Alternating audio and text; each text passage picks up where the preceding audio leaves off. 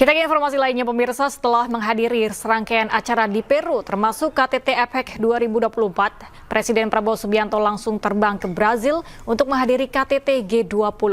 Selama berada di Peru, Presiden Prabowo tak hanya menghadiri KTT APEC tapi juga menggelar pertemuan bilateral dengan sejumlah kepala negara sahabat.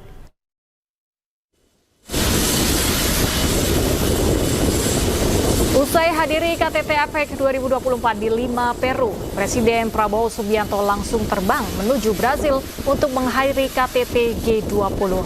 Selama berada di Peru, Presiden tak hanya menghadiri KTT, tapi juga menggelar pertemuan dengan kepala negara lainnya untuk menjalin kerjasama, memajukan sektor ekonomi, hingga menerapkan perdagangan bebas yang berprinsip pada keadilan.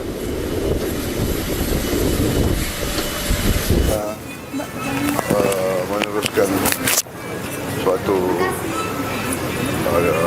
jaringan network antara pemimpin-pemimpin di Pasifik. Kita bahas banyak masalah, bagaimana kita menjaga perdagangan yang baik, yang terbuka, tapi adil.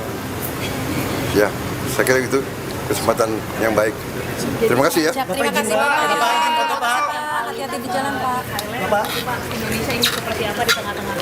Kita ingin perdagangan yang teratur, yang bebas, tapi adil. Ya. Oke, terima kasih. Rangkaian agenda KTT APEC 2024 di Peru yang dihadiri Presiden Republik Indonesia Prabowo Subianto telah usai diselenggarakan. Selanjutnya Presiden Prabowo Subianto bertolak ke Brazil untuk menghadiri pertemuan G20. Pemirsa, per 16 November 2024 waktu negara Peru, Presiden Prabowo Subianto telah meninggalkan negara Peru untuk selanjutnya melanjutkan lawatannya ke negara Brazil. Dalam kunjungannya ke negara Peru ada sejumlah agenda penting yang telah dirampungkan, yakni kurang lebih selama 3 hari.